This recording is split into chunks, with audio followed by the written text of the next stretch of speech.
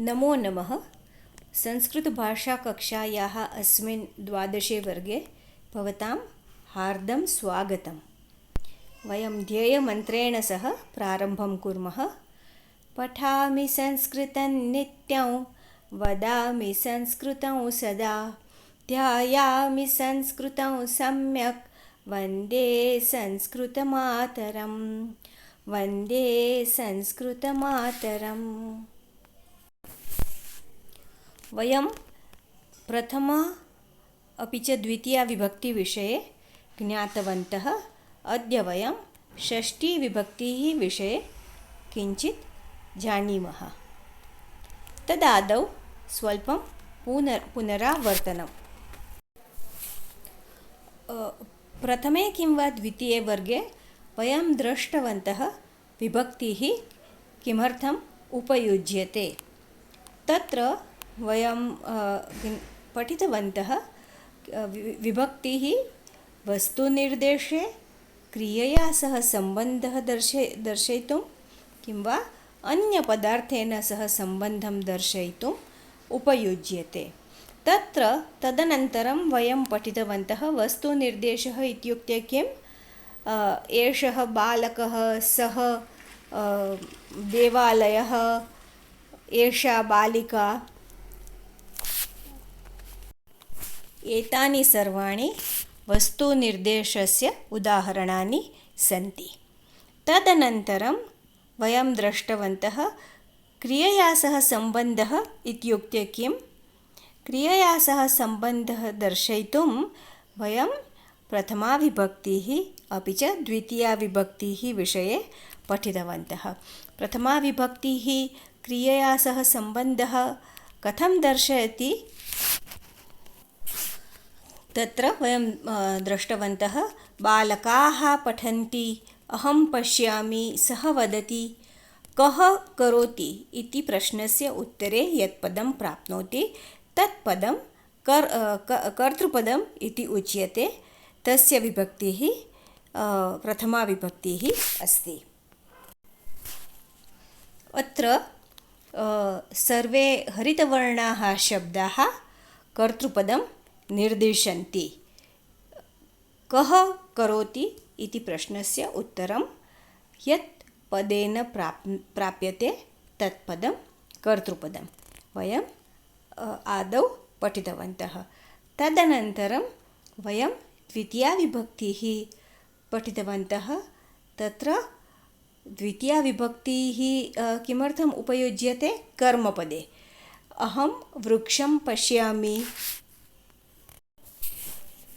भवान् जलं पिबति, भवती फलं खादति, वृषभः कूर्मं पश्यति, किं करोति इति प्रश्नस्य उत्तरे यत् पदं प्राप्यते तत् पदं कर्मपदम् इति उच्यते। कर्मपदे द्वितीयाविभक्तिः उपयुज्यते।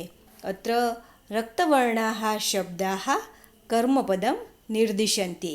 वृक्षं, जलं, फलं, शाटिकाः, फेनकानि इत्यादि सर्वाणि कर्मपदस्य उदाहरणानि सन्ति। कर्मपदे द्वितीयाविभक्तिः उपयुज्यते। अग्रे अन्यपदार्थेन सह सम्बन्धः।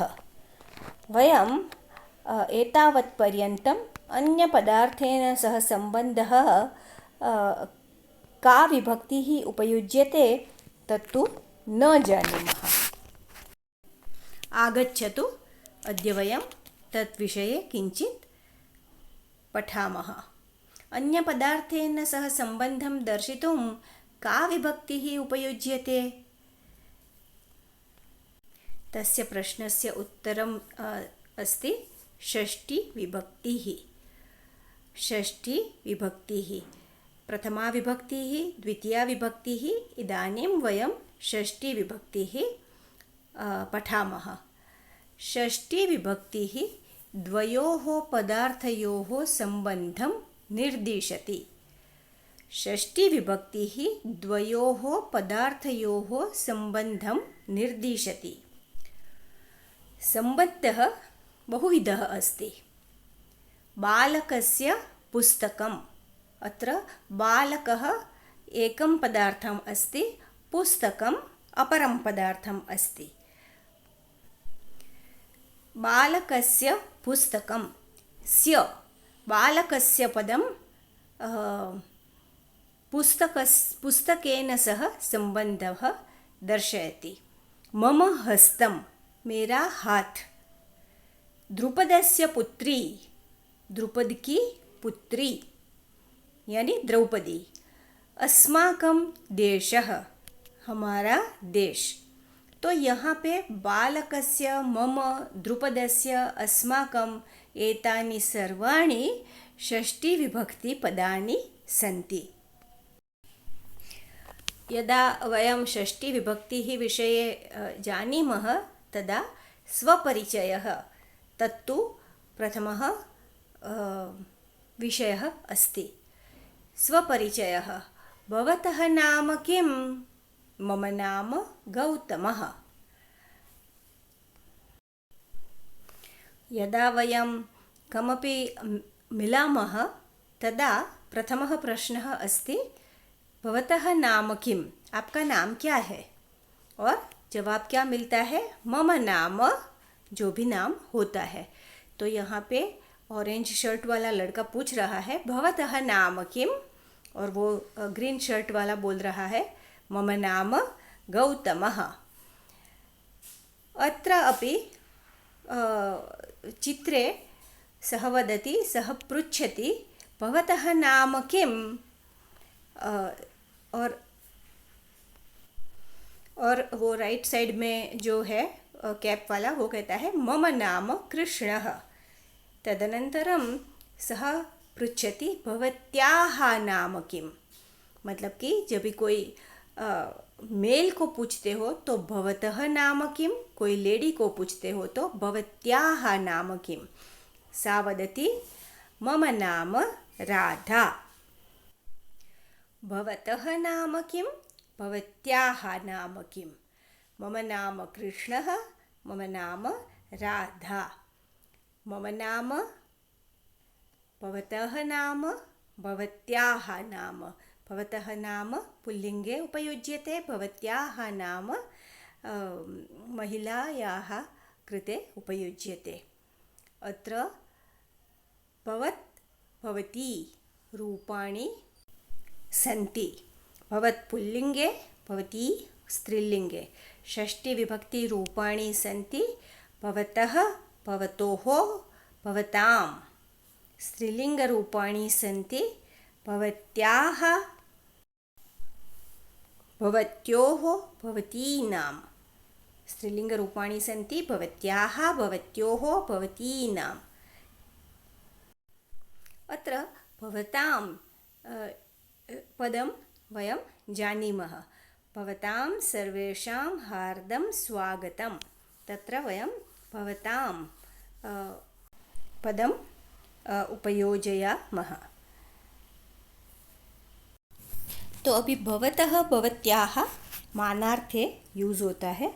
समझ लो अपना स्कूल का कोई फ्रेंड है, हम उसको मिले तो उसको तो हम ये नहीं पूछेंगे आपका नाम क्या है, तभी हम यूज़ करते हैं तव नाम किम्? तव नाम किम्? मम नाम रमेशः। इनफॉर्मली जब पूछना होता है तो तव यानी तेरा, मम यानी मेरा। तव नाम किम्? मम नाम रमेशः। तो आइए अब उसके रूप देखते हैं षष्ठी विभक्ति के अस्मद और युष्मद के। अस्मद के रूप होते हैं मम किं वा मे, आवयोः किं वा नौ, अस्माकं किं वा नः। दो दो शब्द होते हैं षष्ठी विभक्ति के लिए, अस्मद और युष्मद दोनों के लिए। और आप कोई भी शब्द, कोई भी रूप यूज़ कर सकते हो। तव किं वा ते, युवयोः किं वा वाम, युष्माकं किं वा वः। मम मे आवयोः नौ, अस्माकं नः। तव ते युवयोः वाम, युष्माकं वः। तो इसमें आपने ये जो नः है अस्मद का बहुवचनम षष्ठी विभक्ति, वो श्लोक वगैरह में बहुत जगह यूज़ होता है। नः यानी हमको, मम यानी मुझे, आवयोः हम दोनों को, अस्माकम या तो नह यानी हमको। तो जो शांति मंत्र है एक अथर्वशीर्ष का, स्वस्ति नः इंद्रो वृद्धश्रवाः, स्वस्ति नः पूषा विश्ववेदाः। यहाँ नः का अर्थ है हमारा। स्वस्ति नः इंद्रो वृद्धश्रवाः, इंद्र हमारा कल्याण करो। स्वस्ति नः पूषा, पूषा यानी सूर्य, द सन। पूषा यानी कि सूर्य हमारा, स्वस्ति नः पूषा, सूर्य भी हमारा कल्याण करो। तो ये नः का उपयोग स्तोत्र में, मंत्रों में काफ़ी जगह पे होता है। तो अस्मत् और युष्मत् के बाद अभी देखते हैं तत्। तत् का पुल्लिंग होता है सह, उसका षष्ठी विभक्ति होता है तस्य। तत् का स्त्रीलिंग प्रथमा होता है सा, और उसका षष्ठी विभक्ति होता है तस्याः। और नपुंसकलिंग तत्, वो उसका षष्ठी विभक्ति होता है तस्य। सिमिलरली एतत् के लिए एतस्य, एतस्याः, एतस्य। आइए कुछ उदाहरणों के साथ ये शब्दों की थोड़ी ज़्यादा जानकारी प्राप्त करते हैं, याद रह जाएगा, पिक्चर के साथ देखेंगे। सह बालकः, ये हमने बहुत बार देखा है। सह बालकः। तस्य गृहम् अत्र अस्ति। सह बालकः तस्य गृहम् अत्र अस्ति। उसका, तस्य यानी उसका, सह बालकः वो बालक है, उसका घर यहाँ है। तस्य गृहम् अत्र अस्ति। सा महिला, सा महिला। तस्याः सङ्गणकम् अत्र अस्ति। सा महिला वो महिला है, तस्याः उसका, लेडी के लिए। तस्याः सङ्गणकं, सङ्गणकं यानी कंप्यूटर। तस्याः सङ्गणकम् अत्र अस्ति। एषः रमेशः, एषः रमेशः, ये रमेश है। उसमें हमने सह बालकः वो बालक है, ये रमेश है। एतस्य युतकं तत्र अस्ति। इसका शर्ट वहाँ पे है। एतस्य युतकं तत्र अस्ति। युतकम यानी शर्ट। एषा शकुंतला, हम लोगों ने सबने शाकुंतल नाटक के बारे में सुना है। एषा शकुंतला। एतस्याः अंगुलिमुद्रा जले पतति। उसकी, दुष्यंत ने जो उसको रिंग दी है वो पानी में गिर जाती है। एतस्याः यानी इसकी, अंगुलिमुद्रा यानी रिंग जले पतति। तो तत् के लिए षष्ठी विभक्ति के रूप होते हैं तस्य, तयोः, तेषां। पुल्लिंग और नपुंसकलिंग दोनों के लिए सेम ही है। अकारांत पुल्लिंग और अकारांत नपुंसकलिंग के लिए सिर्फ प्रथमा और द्वितीय विभक्ति के रूप ही अलग अलग होते हैं।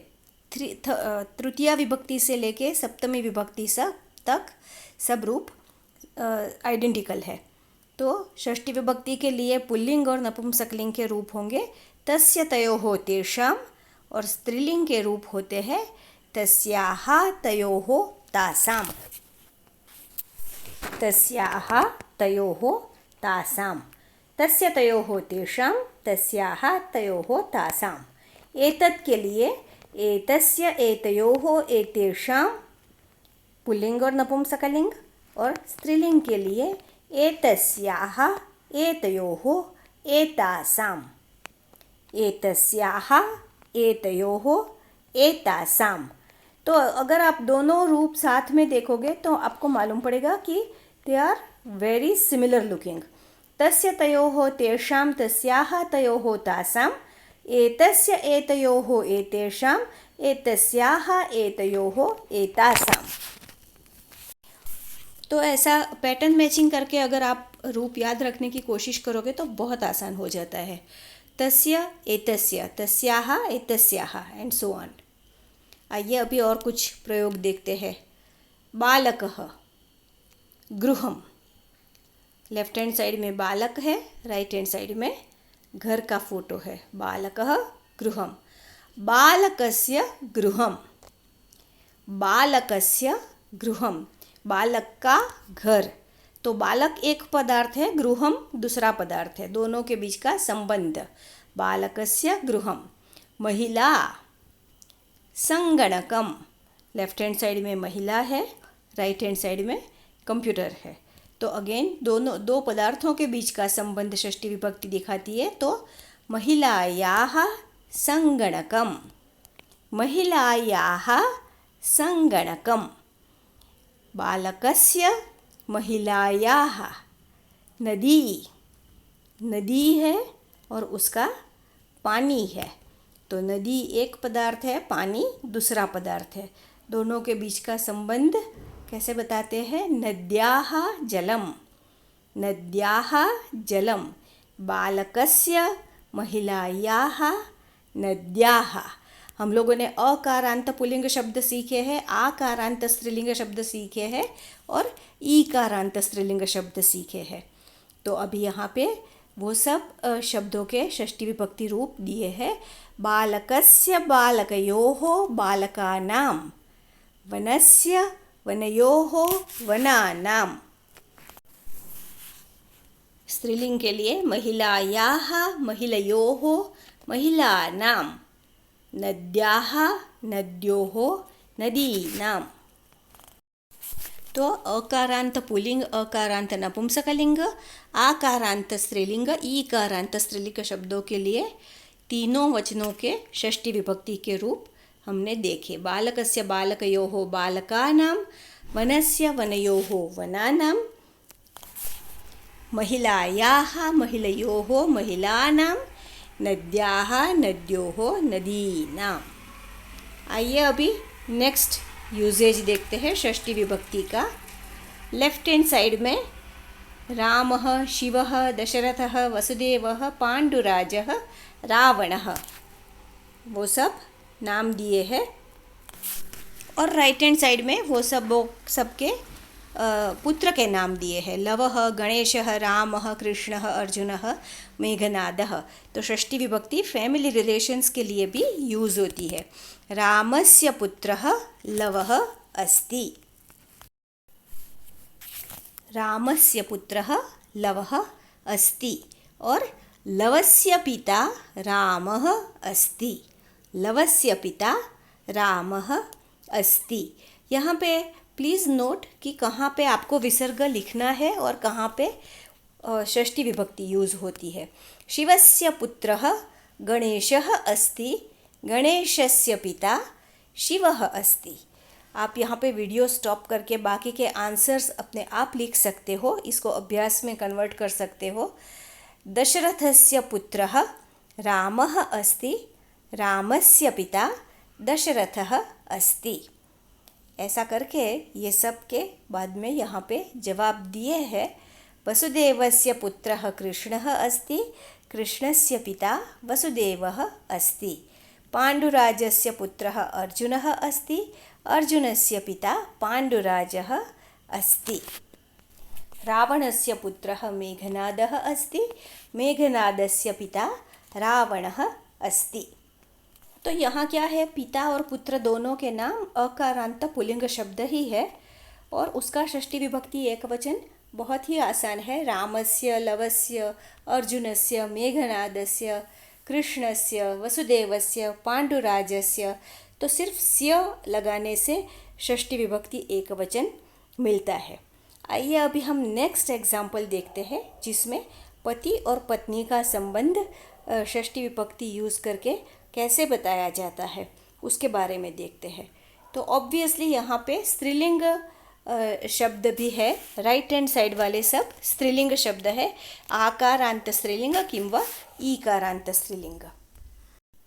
अभी देखिए, रामस्य पत्नी सीता अस्ति, वो सिंपल है। लेकिन सीतायाः पतिः रामः अस्ति। सीतायाः आकारांत स्त्रीलिंग शब्द के लिए सीतायाः।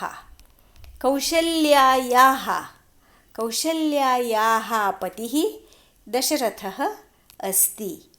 शकुन्तलायाः पतिः दुष्यन्तः अस्ति। राइट में से लेफ्ट में जाना तो पहले किया वैसा ही है। शिवस्य पत्नी पार्वती अस्ति, दशरथस्य पत्नी कौशल्या अस्ति, वैसा। लेकिन पति के साथ संबंध दिखाने के लिए सीतायाः, कौशल्यायाः, शकुन्तलायाः, और ईकारांत स्त्रीलिंग शब्दों के लिए पार्वत्याः। पार्वत्याः पतिः शिवः अस्ति। देवक्याः पतिः वसुदेवः अस्ति। माद्र्याः पतिः पाण्डुराजः अस्ति। मन्दोदर्याः पतिः रावणः अस्ति। पार्वत्याः, देवक्याः, माद्र्याः, मंदोदर्याः, जैसे हम लोगों ने देखा भवत्याः नाम, वो ईकारांत स्त्रीलिंग शब्दों के जैसे ये षष्ठी विभक्ति का रूप होता है। तो यहाँ पे आप स्टॉप करके सब अपने आप जवाब लिख सकते हो, और आगे यहाँ पे सबके जवाब दिए हैं। रामस्य पत्नी सीता अस्ति। सीतायाः पतिः रामः अस्ति। पार्वत्याः पतिः शिवः अस्ति।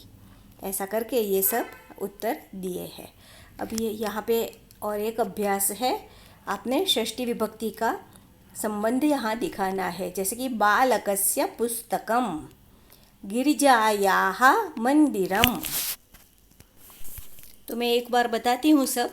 नार्याः शाटिका, गृहस्य उद्यानम, पृथिव्याः जनाः, महाराजस्य रथः, गजस्य कर्णौ, हाथी के दो कान, बालिकायाः माता, नद्याः जलम, मित्रस्य वस्त्राणि, राजकुमार्याः आभरणम, मिथिलायाः महाराजः। ये सब आप अपने आप अपनी नोटबुक में लिख सकते हो, और यहाँ पे सब आंसर्स दिए हैं, उसके साथ कंपेयर कर सकते हो। मिथिलायाः, बालिकायाः, पृथिव्याः, राजकुमार्याः। ईकारांत और आकारांत स्त्रीलिंग के लिए you need to be careful. यहाँ पे एकवचने षष्ठी विभक्ति रूपाणि लिखतु।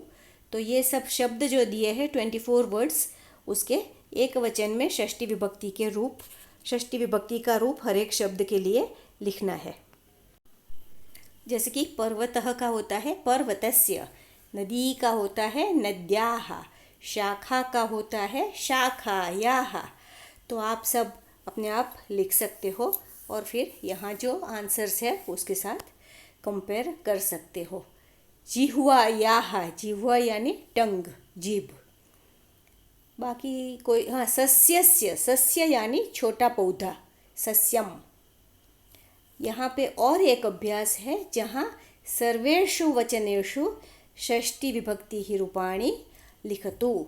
सब वचन में, एक वचनम, द्विवचनम, बहुवचनम, सब वचन के लिए षष्ठी विभक्ति के रूप लिखने हैं। तो यहाँ क्या है, बालकः शाला, तो एक वचन में होगा बालकस्य शाला, द्विवचन में होगा बालकस्य, बालकयोः, बालकयोः शाला, और बहुवचन में होगा बालकानां शाला। ऐसे ये सब शब्दों के लिए एक वचनम, द्विवचनम, बहुवचनम सब के रूप लिखने हैं, और वो दूसरे शब्द के साथ संबंध दिखाना है। नारी आभरणानि, बालिका क्रीडनकानि। यहाँ पे अगेन जवाब दिए हैं।